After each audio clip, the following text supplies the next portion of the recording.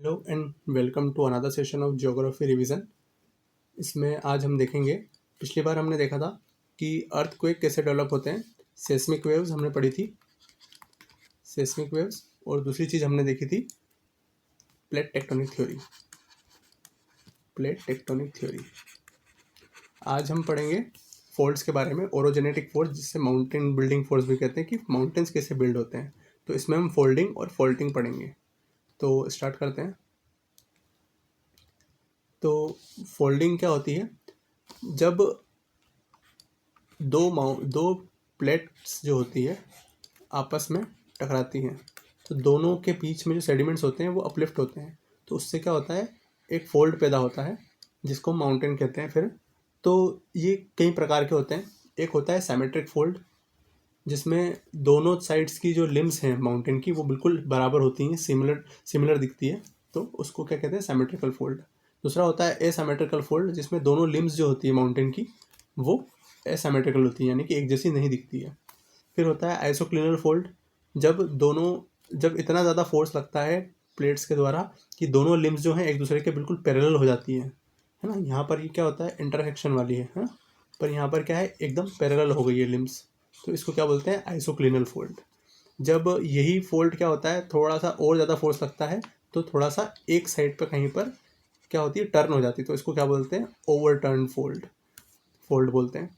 और फिर ये जब ओवर टर्न फोल्ड पे और ज़्यादा प्रेशर लगता है तो कुछ कॉम्प्लेक्स स्ट्रक्चर बनते हैं, जैसे कि हिमालय रीजन के अंदर बनते हैं, तो उसको क्या बोलते हैं हम, रिकम्बेंट फोल्ड। इसमें जो प्लेट्स होती है या फिर जो माउंटेन होता है वो लगभग अर्थ के पैरेलल हो जाता है, इतना ज़्यादा इसमें फोर्स लगता है। फिर एक होता है चेवरॉन फोल्ड। इसके अंदर क्या होता है कि इसके जो कोन्स होते हैं वो बहुत, इसके जो माउंटेन होता है वो बहुत ज़्यादा कोनिकल शेप में बनता है, जो हार्ड रॉक्स के कारण, इस वजह से इसको चेवरॉन फोल्ड बोलते हैं। इसमें कुछ सिंक्लाइन होते हैं और कुछ एंटीक्लाइंस भी होते हैं।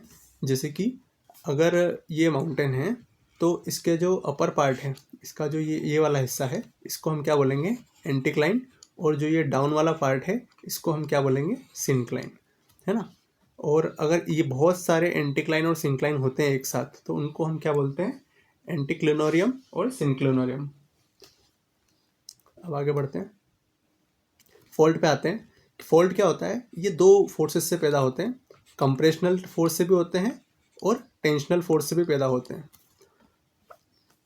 ये जो ट्रफ होता है, ये क्यों बनता है ट्रफ फोल्ड, क्योंकि जो प्लेट्स होती है वो अपोजिट डायरेक्शन में मूव करती है, तो बीच का जो रॉक होता है, जो अगर पीछे छूट जाता है तो, या फिर जो ब्रेक हो जाता है प्लेट से, मेन प्लेट से, तो वो क्या होता है, नीचे धंस जाता है, तो उसको क्या बोलते हैं, ट्रफ फोल्ड। और जब दोनों सेम डायरेक्शन में मूव करते हैं, जब दोनों प्लेट्स सेम डायरेक्शन में मूव करती है तो क्या होता है, एक दूसरे की तरफ मूव करती है, तो बीच का जो रॉक है वो ऊपर उठ जाता है, तो इसको क्या बोलते हैं, रिज फॉल्ट।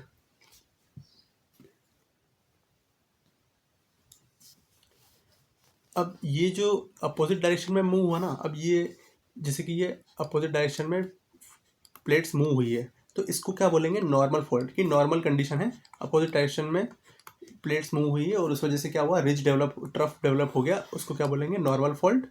और जब रिज डेवलप होती है, जब सेम डायरेक्शन में प्लेट्स मूव होती है और उससे एक रिज बनती है, यानी कि कुछ ब्लॉक माउंटेन्स टाइप बनता है, तो उसको क्या बोलते हैं, रिवर्स फॉल्ट बोलते हैं। अब एक होता है स्टेपे फॉल्ट, जब प्लेट्स जो हैं सेम डायरेक्शन में मूव करती है और अब जो प्लेट है वो सेम डायरेक्शन मूव करती है और ब्रेक होके ऐसे स्टेप टाइप फॉर्मेशन बना लेती है, यानी कि सीढ़ियों के जैसा फॉर्मेशन बना लेती है, तो उसको स्टेप फॉल्ट बोलते हैं। और इसको ट्रैप भी बोलते हैं, ट्रैप्स। जैसे कि इंडिया के अंदर एग्जांपल है Deccan traps. Okay. Oblique slip fault क्या होता है, ये कंजर्वेटिव प्लेट बाउंड्री के अंदर बनता है, जब दो बाउंड्रीज सेम डायरेक्शन में पैरेलली मूव, अपोजिट डायरेक्शन में पैरेलली मूव करें और उनके बीच में क्या हो, ऐसे दरार पैदा हो जाए, उसको ऑब्लिक स्लिप फॉल्ट बोलते हैं। और लेफ्ट और राइट डेक्स्ट्रल फॉल्ट क्या होते हैं, इसमें जब कोई मूविंग प्लेट और एक इम मूविंग प्लेट जब आपस में एक दूसरे के पैरेलल मूव करती है, या फिर एक प्लेट है जो यहाँ पर है जो इम मूविंग है या फिर स्लो मूविंग है, दूसरी प्लेट है जो यहाँ पे फास्ट मूविंग है ना, तो यहाँ पर क्या होगा कि जो ये फास्ट मूविंग है, अगर ये राइट में मूव कर रही है तो ये राइट डेक्स्ट्रल फॉल्ट कहलाएगा, और अगर ये लेफ्ट में मूव कर रही है तो लेफ्ट डेक्स्ट्रल फॉल्ट कहलाएगा। अब इंडिया में एक एग्जांपल है,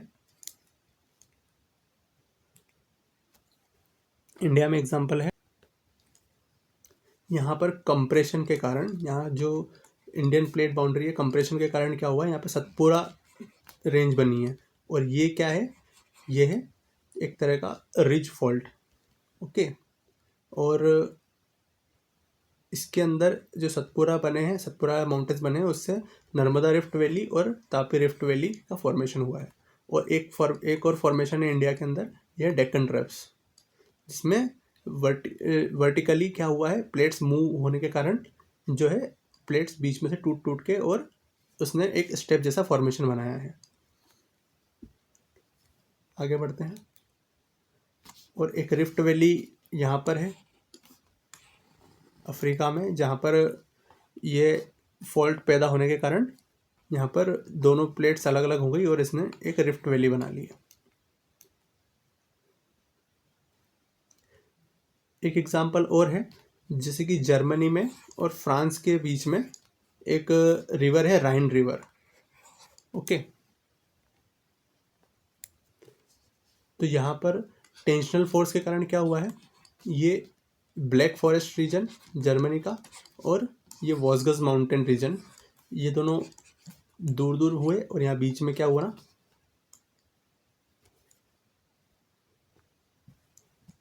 जर्मनी और फ्रांस के बीच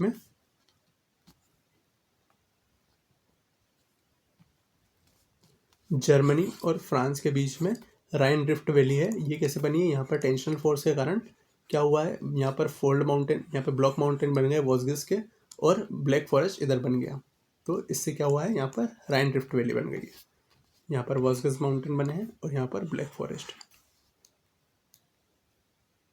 और जो लेक बेकाल है वो भी कैसे फॉर्मेशन हुआ है इसका, यहाँ पर टेंशनल फोर्स के कारण यहाँ पर एक फॉल्ट डेवलप हुआ है।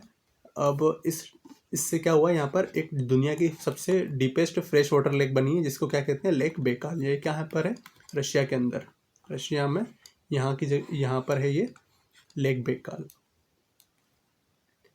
अब हम आते हैं वॉल्केनिज्म पर। वॉल्केनिज्म क्या होता है,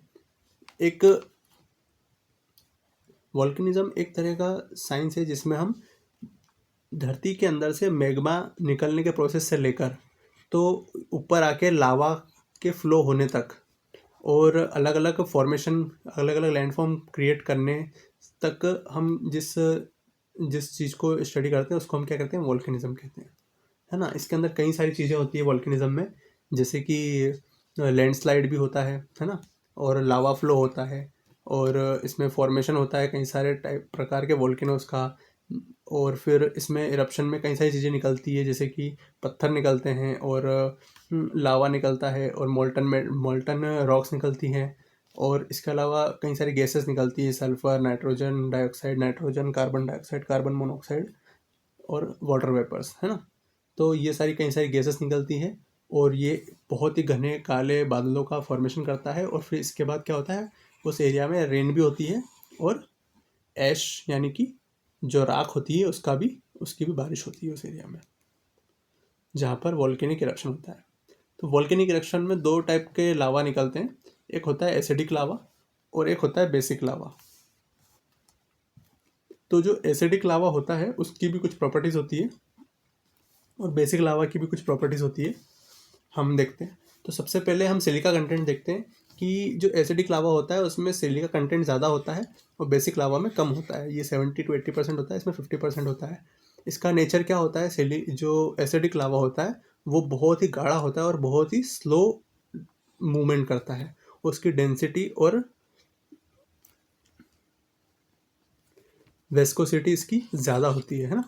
इसकी डेंसिटी और वेस्कोसिटी ज़्यादा होती है और इसकी डेंसिटी और वेस्कोसिटी कम होती है, इस वजह से ये जल्दी फ्लो करता है बेसिक लावा। ओके, और गैस कंटेंट क्या होते हैं, जब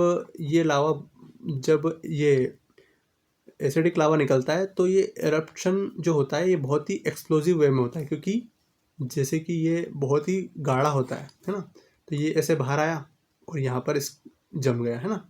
अब क्या हुआ, इसके नीचे और लावा, इसको बाहर आना है, तो ये क्या करेगा, यहाँ पर प्रेशर बनेगा और ये इसको एक्सप्लोड करेगा और फिर ऐसे एक्सप्लोड होकर बाहर निकल के आएगा। तो ऐसे धीरे धीरे क्या होगा कि इस तरह से ये माउंटेन्स टाइप स्ट्रक्चर बनाएगा और यहाँ पर फिर जो आखिरी में लावा रहेगा इसको फिर एक्सप्लोड करेगा और फिर ऐसे ये फूट के बाहर निकलेगा।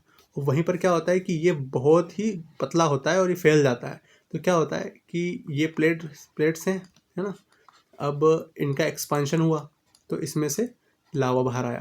अब ये लावा बाहर आया और ऐसे फैल गया, तो यहाँ पर बहुत मोटी परत नहीं बन पाती है और ये इसको आसानी से चीर के बाहर आ जाता है और ये बहुत ही धीरे धीरे ऐसे बहता जाता है और इसमें कोई एक्सप्लोजन वगैरह नहीं होते हैं, है ना। ये नॉर्मली ब्लैक कलर में होता है और इसका कलर लाइटर होता है और इसके अंदर सिलिकॉन जो कंटेंट होता है वो ज़्यादा होता है और इसमें सिलिका कंटेंट कम होता है। और इंडिया के अंदर जो हमारे डेक्कन ट्रैप्स हैं और जो माउंटेन्स हैं और इंडिया के अंदर जितना भी वॉल्केनिक इरप्शन हुआ है वो ज़्यादातर बेसिक लावा में हुआ है, इसीलिए हमारे यहाँ की जो रॉक्स हैं उनका कलर ब्लैक है।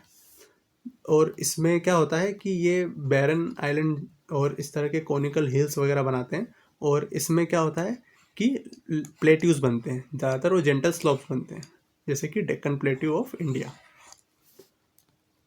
आगे बढ़ते हैं। अब जो मैग्मा है वो कुछ स्ट्रक्चर्स बनाता है लैंड के अंदर भी और लैंड के बाहर भी, है ना, पृथ्वी के सतह के अंदर भी और पृथ्वी की सतह के बाहर भी। तो जो अंदर की जो सतह होती है ना, जैसे कि मान लो ये हमारी धरती है और हम कहाँ रहते हैं, यहाँ ऊपर रहते हैं, है ना। तो यहाँ पर हम हैं और इसके नीचे जितने भी लैंडफॉर्म्स क्रिएट हो रहे हैं ना वो सब क्या होंगे, इंट्रूसिव लैंडफॉर्म होंगे। और जो इसके ऊपर जितने भी लैंडफॉर्म्स होंगे ना वो एक्सट्रूसिव लैंडफॉर्म होंगे वॉल्केनो के। तो पहले हम इंट्रूसिव लैंडफॉर्म देखते हैं वॉल्केनोस के, ये एग्जाम्स में पूछे जाते हैं, और एक्सट्रूसिव भी देखेंगे फिर जो कि एग्जाम में पूछे जाते हैं। तो सबसे पहले स्टार्ट करते हैं इंट्रूसिव लैंडफॉर्म्स से वॉल्केनो के। तो वॉल्केनो के अंदर क्या क्या होता है कि सबसे पहले तो एक बैथोलिथ होता है जो सबसे बड़ा स्ट्रक्चर होता है वॉल्केनो के अंदर। नीचे जो मैग्मा का है ना एक बहुत ही बड़ा रॉक बनता है, उसको क्या बोलते हैं, सॉलिड रॉक को बैथोलिथ बोलते हैं, जो प्लूटोनिक रॉक भी कहलाता है ना। ये अर्थ के सबसे अंदर डीपेस्ट लेवल पे पाया जाता है, वोल्केनो से वोल्केनिक मैग्मा के कारण बनता है। ओके, फिर उसके बाद एक होता है फेकोलिथ। फेकोलिथ क्या होता है, यहाँ पर मान लो ये लावा है और इसने एक ऐसा शेप का कुछ सोसर और एक एस शेप का, एक लेटे हुए एस शेप का कुछ स्ट्रक्चर बनाया है, तो इसको क्या बोलते हैं, फेकोलिथ बोलते हैं।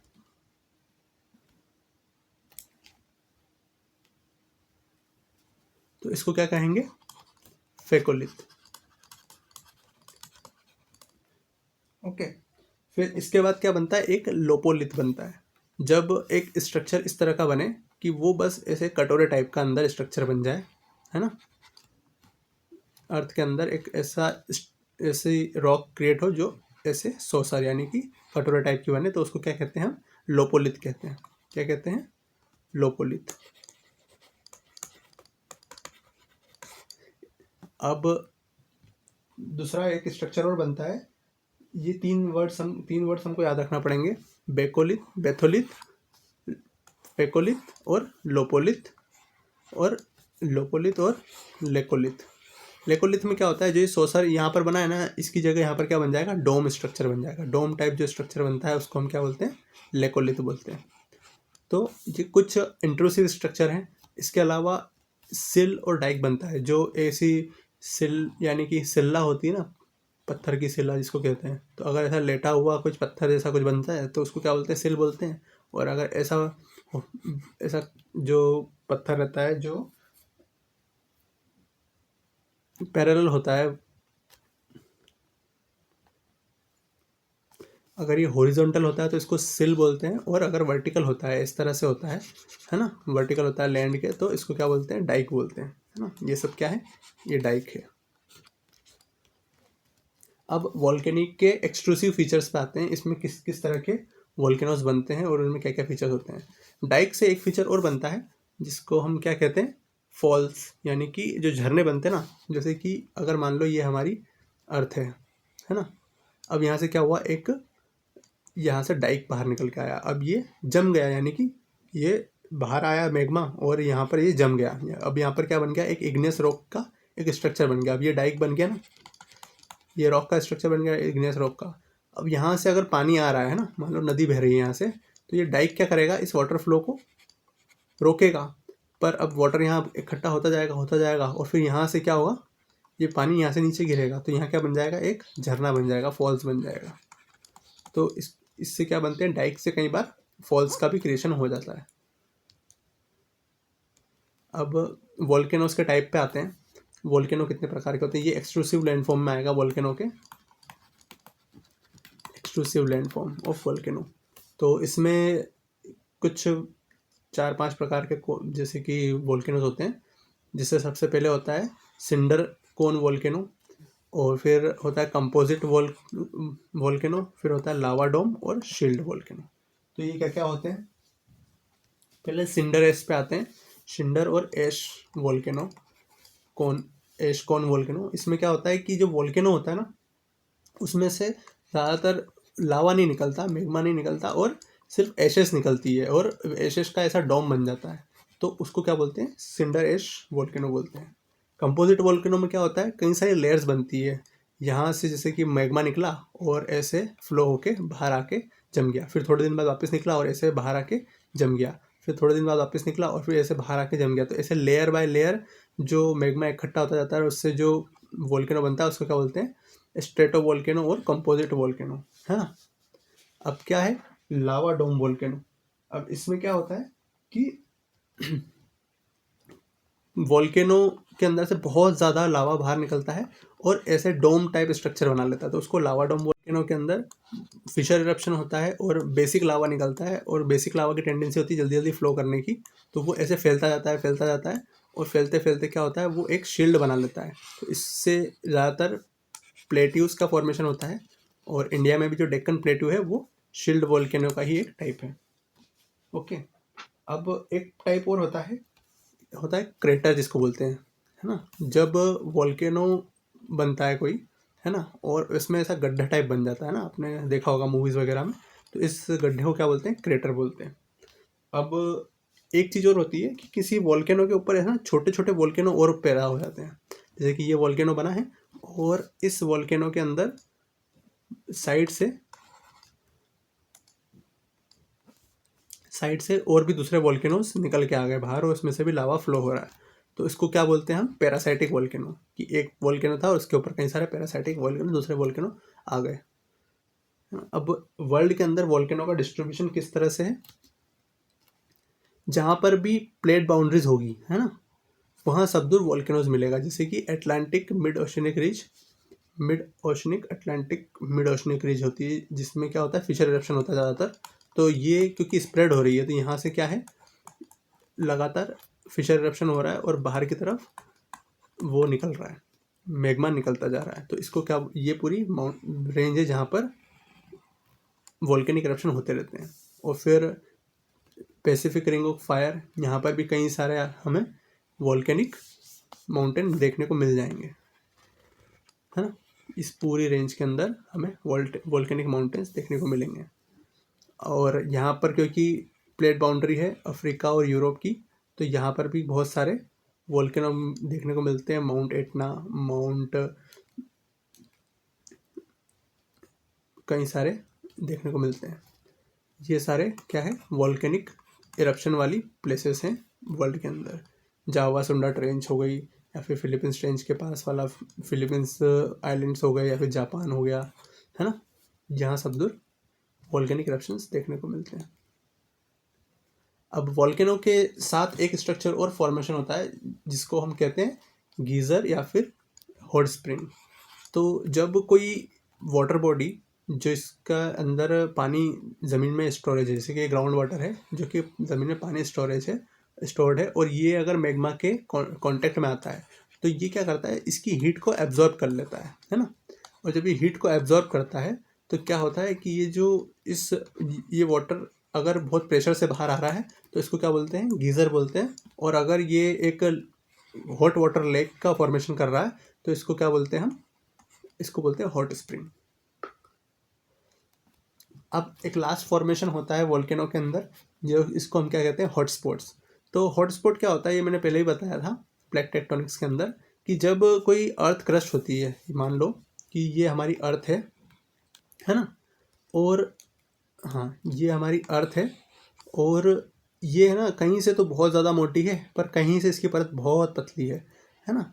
तो अब ये जो पतली परत है ना, यहाँ से मैग्मा आसानी से बाहर आ सकता है। तो यहाँ से मैग्मा जब बाहर आएगा तो वो इस तरह से क्या होगा, एक वॉल्केनिक माउंटेन बना लेगा समुद्र के बीच में। तो इसको क्या बोलते हैं हम, हॉटस्पॉट बोलते हैं। बिना प्लेट बाउंड्रीज के जहाँ पर मैग्मा बाहर आने लगे वॉल्केनोस के रूप में, उसको हम क्या बोलते हैं, हॉटस्पॉट बोलते हैं। तो आज के लिए इतना ही, अब मिलते हैं अगली वीडियो में। Thank you so much.